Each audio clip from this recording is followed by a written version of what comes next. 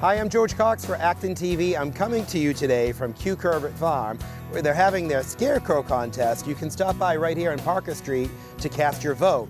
Coming up on this show, the Town Manager's Update with Manufacturing Day, Author EJ Dolin, and right after the break, we have the Acton Fire Department showing off their brand new fire truck.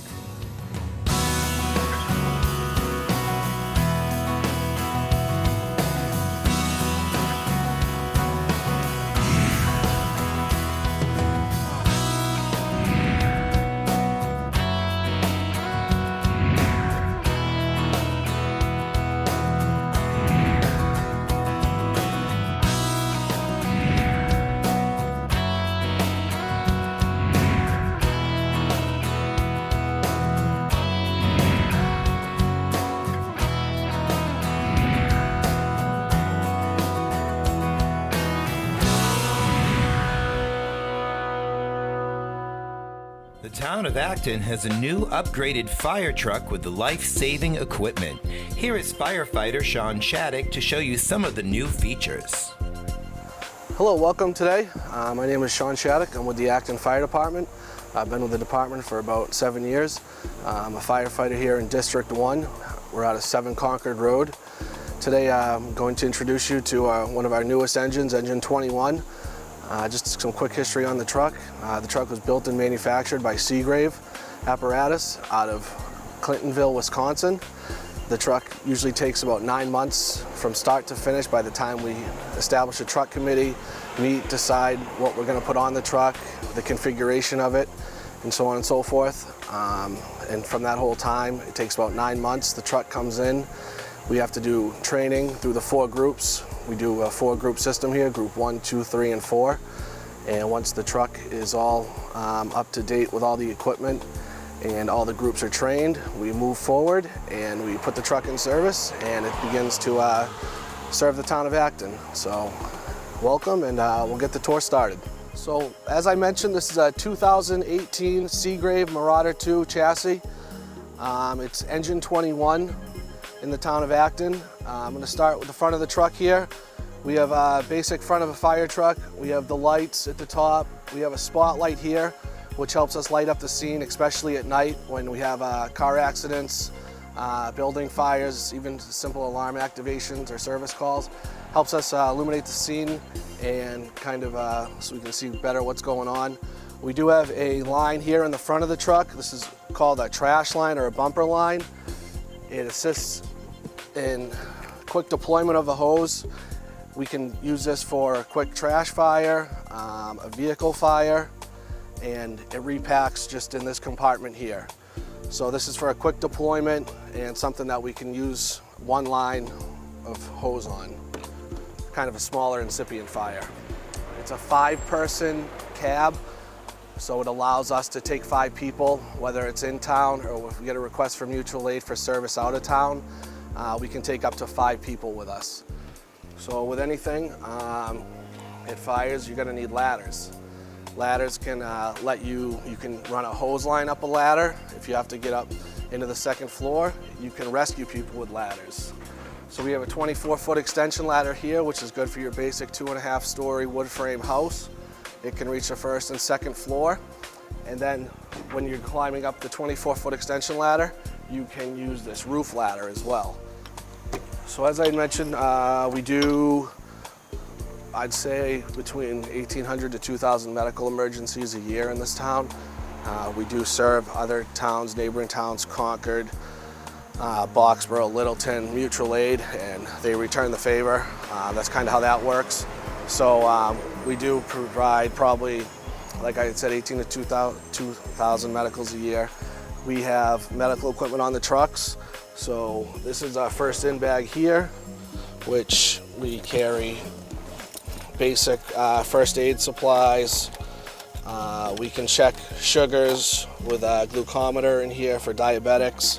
And we carry EpiPens here for an adult and PD. And if for some reason we suspect a drug overdose, nasal Narcan, we carry this on all of the apparatus as well. So we carry oxygen if the patient's having difficulty breathing. We can administer albuterol. So depending on what the nature of the call is, we can pretty much handle it. If there's severe bleeding that needs to be controlled, there's big trauma dressings in here as well. We can take vital signs such as blood pressure, blood sugar levels, oxygen levels, heart rates. So whatever the nature of the call is, kind of depends on what route we go in this bag. This is a portable light. As I mentioned, fire service is big now. It's kind of growing in popularity with battery power. So this is a light that comes off the truck. We can set it up instead of having to put the generator on and pull the cord in the house. If there's somewhere in the house where we suspect origin of fire or need to investigate more, we can bring that light in. It will light up the whole room. It's all LED powered. So it just assists us with being able to see better at night.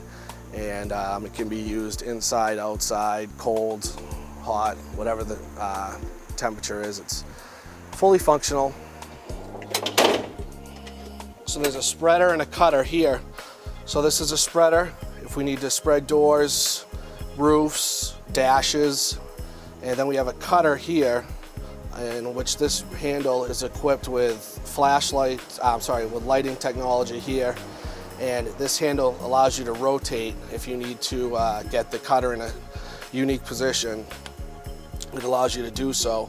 What I can say about these are hydraulically operated with a pump, internal pump here, and they're battery operated as well. This is the first purchase of the battery operated extrication tools from the Acton Fire Department. Before we had a generator powered, which connects with 100-foot hydraulic lines, and then you're pretty much can only go 100 feet. Battery power technologies increasing across the fire service, and this allows us to take these wherever we need to go.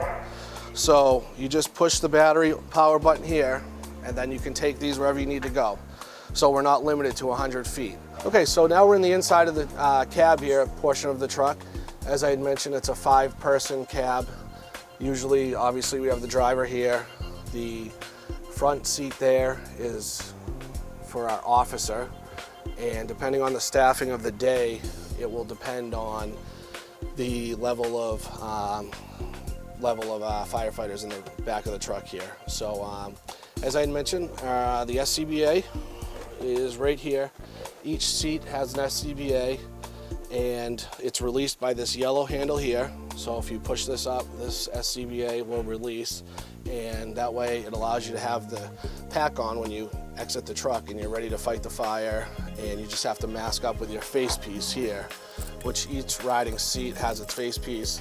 And during the year, we're required to do a fit test as well to make sure that we have the right face piece that fits our face, essentially. So that way there's no air leaks, you're not going to get any hazardous environment inside of your mask because you've been fit tested and you have the right size to fit your face and maintain level of safety and prevent any carcinogens from coming into your facial area. So that's the truck, that's engine 21. I'd like to thank you very much for watching this video. I hope you guys learned something, and I'd like to thank the town administration, the fire administration, the townspeople for supporting this new purchase. It's greatly appreciated by the fire department, and hope everyone has a great year. And the tone's going off now, so take care, have a good day.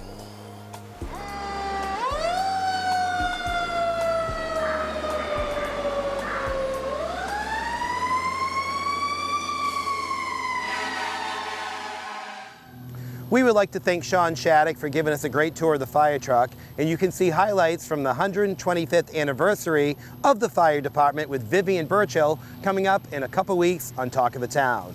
Coming up next, here is John Mangiarotti, our town manager, with an update, followed by Manufacturing Day with our Land Use and Economic Development Director, Matthew Selby. Hi everyone, this is John Mangiarotti for this week's edition of the Town Manager Report. We have some exciting things happening in town. One that I want to make sure everyone aware of is on December 3rd, there will be a special town meeting. The Board of Selectmen called the special town meeting to address a few issues that are critical to the community surrounding marijuana. The warrant for this meeting was opened on October 1st and it will close on October 15th. And at that time, the warrant will be set and information will be sent out to the public leading up to the December meeting. If you have any questions or comments or concerns about this special town meeting, please reach out to my office. We're happy to talk to you about any ideas that you have. On Friday, October 5th, it was Manufacturing Day, and this day is meant to promote what manufacturing is going on throughout the country. But here in Acton, Selby took a group of students from Minuteman Vocational School, and they toured two of our local manufacturers, Hartz Corporation and AES. They had a great time and learned a lot, and hopefully it'll create some opportunities for our companies to attract some new employees for the future. In recognition of Manufacturing Day, students from the Minuteman Vocational School had a tour of the Hartz Corporation and Associated Environmental Systems here in Acton. Here is Selby, the Land Use and Economic Development Director, with Vice President of the Hartz Corporation, to tell you more.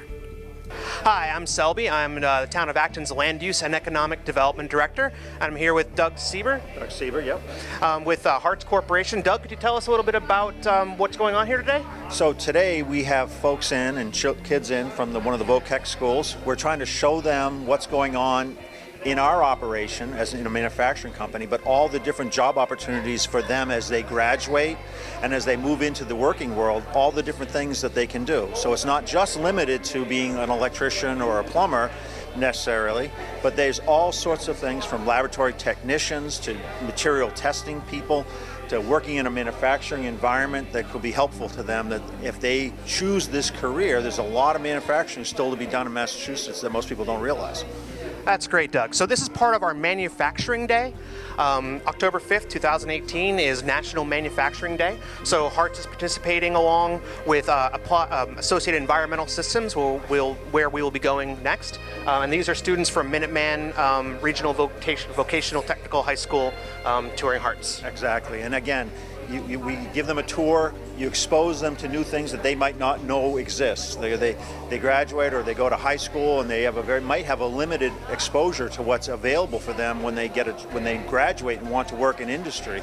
And today we're able to show them all the different types of opportunities that we have here for our company for people with that skill set to come in here, be able to work and do a very number of different jobs.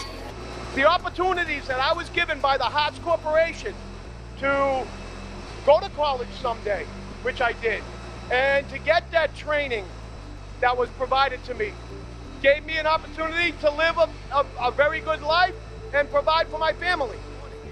My name is Mike Krebsky. I'm the plant manager of the Hartz Corporation, and this morning we had a field trip with Minuteman Vocational High School. I'm excited because I'm hoping that maybe some Hartz employees of the future may have toured our facility today. The kids seem genuinely interested in what they were looking at.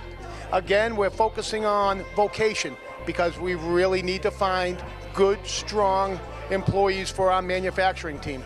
And also other areas, engineering, drives and control, electronics, plumbing, electricity. There's a lot of things that a lot of people are doing here at the Hartz Corporation.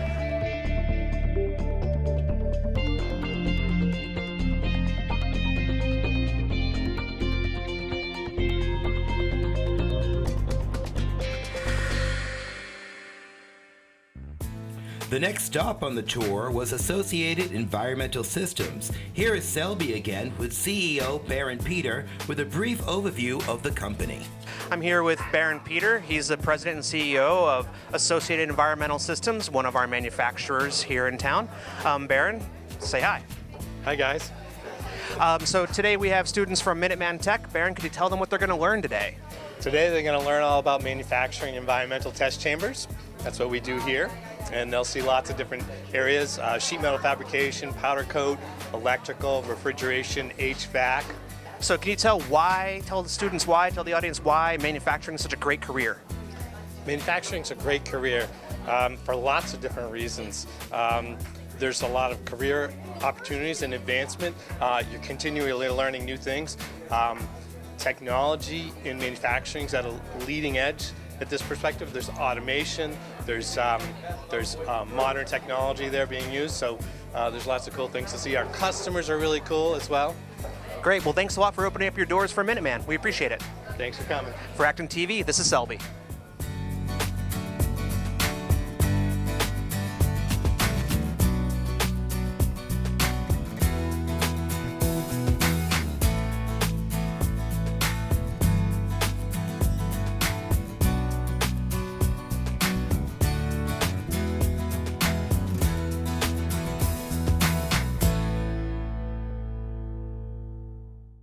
We would like to thank Selby, the Hartz Corporation, and Associated Environmental Systems for letting us come out with the Minuteman vocational students. Coming up next, here's Robin from the Life Care Center of Acton with Author EJ Dolin talking about his new work. I'm here at the Acton Life Care Center, where director David Coughlin has invited a world-renowned author to do a 3-part lecture series. Author Eric J. Dolin is here today to talk about his book, Brilliant Beacons, on the history of American lighthouses. And there's even more to come from Dolin on topics such as whaling and even pirates. So let's go meet the author. Without giving too much of the book away, is there any crazy stories that happened when you were learning about the lighthouses? Any ghost stories or interesting tidbits? Sure, yeah, there are a lot of, not so many crazy stories, things that happened to me. You know, writing, you sort of sit in your office and you're pulling together all this information. I didn't have any dramatic, I wasn't on a ship, I didn't have to come into port and just avoid getting wrecked. But there are a lot of dramatic stories in the book, and you mentioned ghosts. Every single lighthouse in the country seems to have a ghost story associated with it. And one of the ones that I talk about a bit in the book happens to be New London Ledge Lighthouse in New London, Connecticut, which was built in 1909. And there's a story, if you go to New London now, they will tell you the story about Ernie, the ghost who haunts the lighthouse. Supposedly, Ernie was a lighthouse keeper, and there are various versions of the story, but the one that I heard is that Ernie's wife cheated on him. So Ernie got upset. Oh no, that's backwards, sorry. He cheated on his wife. That's right, he cheated on his wife. His wife pitched him over the side of the lighthouse and killed him. So he is still there haunting the lighthouse. I like her. You like her? And so I'm curious about some of your other books. There's a book about pirates. Right. Tell me a little bit about the pirates. Black Flags, Blue Waters, the epic history of America's most notorious pirates. That's my latest book. It doesn't come out until September 18th. Make sure you look for it. It's a really great book. It basically talks about the golden age of piracy from the late 1600s to the early 1700s. So it's got pirates in there that you would have heard of, like Captain Kidd and Blackbeard, but it also has a whole host of other pirates that you've never heard of that have done equally nasty things as the ones you have heard of. And it also, one of the things that was most interesting to me, it talks about piracy in the late 1600s in the colonies, when pirates weren't considered these robbers at sea who you had to fear. They were basically the brothers, the fathers, and the sons of people who lived in the colonies. They took their pirate ships, went all the way around to the Indian Ocean, attacked Mughal ships, or ships coming from what we now know as India, which were loaded with money and East Asian goods. They killed a lot of people, but they brought all the money and treasure back to New England. And the people in New England, the colonies, were going through a currency crisis. They always had a difficult time getting their hands on money and goods. And England was 3,000 miles away. And even though England didn't like pirates and didn't condone that, the Americans said, oh, fine, we're getting our money. We're happy. These are our relatives. They're bringing money back to our colonies. So there was a time for 10 or 20 years in America when pirates were welcome. Later on, the pirates like Blackbeard and the other ones, where they were attacking colonists and they were attacking commerce that affected the bottom line of the colonies, that's when people turned on them and said, we don't like pirates anymore. So if pirates are helping our bottom line, if they're bringing money to us and they're not attacking us, we love them. If they're attacking us, we hate them. So that's sort of the arc of It reminds me of the mob a little bit. Like yes, exactly. There's a lot. It's organized crime. I mean, piracy is organized crime, no doubt about it. And then what about your writing process? There must be a lot of research involved. How do you handle all of that? It's sort of like if you ever saw the movie Harry Met Sally. Of course, I've seen Harry Met Sally. At the end of the movie, they interview all those couples, right? Yeah. And one of the couples, I can't remember exactly what she says, but she goes, "How do you know that the guy was right? How do you know you got the right guy?" She goes, "It's like a melon. You know." It was interesting. I wrote this book, Leviathan, about the history of whaling in America, which I'm going to be talking about here at the Acton facility on, when is it? September 20th at the Life Care Center of Acton. So come out to that talk. It'll be a great slide illustrated talk. Okay, and you're also coming back again, right? Yes, we have to check these dates, you guys. Oh, take a look at this beautiful poster that David Coughlin put together. It is. It's beautiful. This is the first. I'm not saying it's beautiful because it has my picture on it. It's because of the other stuff. This is Bass Rocks or Bass Harbor Lighthouse up in Maine. This is the book I spoke about today, which is Brilliant Beacons. Then on Tuesday, September 20th, from 1 to 2 o'clock, I'm talking about Leviathan, the history of whaling in America. And then on Thursday, October 8th, from 1 to 2 o'clock, I'll be talking about my newest book, Black Flags, Blue Waters, the epic history of America's most notorious pirates. And so I encourage anybody who is looking at this and is interested in history and also wants to have some good cookies, which I know David is going to provide, please come to the talk. That is great timing, too, because pirates and Halloween, so I'm going to hit that one. Okay, so thank you so much. Thank you very much for interviewing me. All right. Thanks. So Scariata Grande, what's coming up on the show? Well, right now she's a loss for words. Coming up next, here is the 25th anniversary video of the Maynard Boys and Girls Club.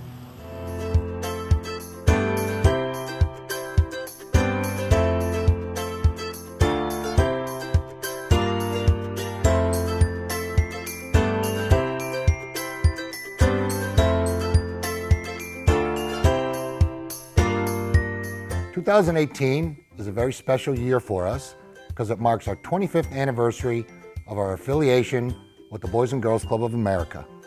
Boys and Girls Clubs of America is the largest youth organization in the world with over 4,000 clubs serving over 4 million kids. The mission is quite simple: to enable all young people, especially those who need us most, to reach their full potential as productive, caring, and responsible citizens. Our facility here in Maynard was built in 1979 as a community center for the youth of Maynard. It was originally supposed to be a swimming pool, but the need for a youth center was greater. In 1993, the Will Dodd Center, as it was called, became a charter member of the Boys and Girls Club of America, offering full service programs and counseling for our youth. In the last year, we discovered that there were a lot of areas in which we could help the children and the families in the clubs. And so we created Wellness Across Assabet Valley, which is a wellness collaborative working with the police, the fire departments, the social workers, and bringing in health care organizations across the Metro West area in order to support families around fitness, nutrition, mental health, and addiction. We accept every kid through that front door, especially the ones that need us the most. And we help and support them so that they can meet their highest expectations. Our ultimate goal here is for those kids to become productive, caring, and responsible individuals. And I think the biggest strength in our success here is the staff. Okay, we have a wide array of staff here, ranging from ages of 17 years old to 66. With all kinds of background and experience. A lot of our staff have been club kids before, and I think that's a very important thing, is that they know some of the experiences that we go through here with the kids on a daily basis.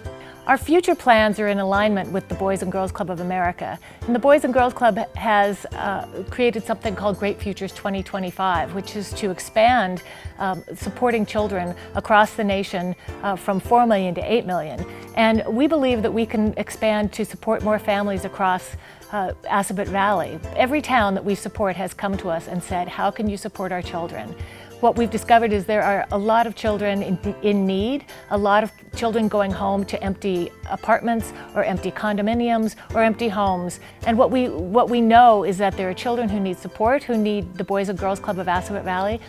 We charge a rate of $40 a year for children to come to us after school, and we're trying to figure out how can we support all the families, how can we support all these children so that everybody has an opportunity for safe, reliable, effective after-school programming. And whether we do that in Maynard and or in outside satellite clubs, we're trying to figure out. That's our goal.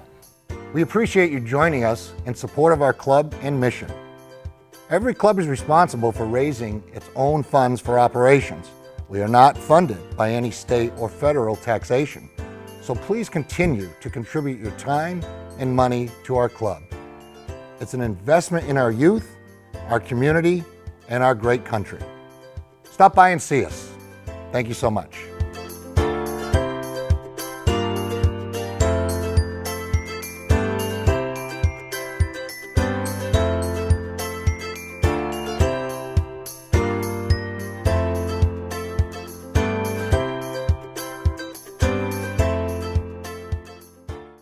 The Boys and Girls Club is such a great organization. I remember growing up, I was a member of the Nashua Club.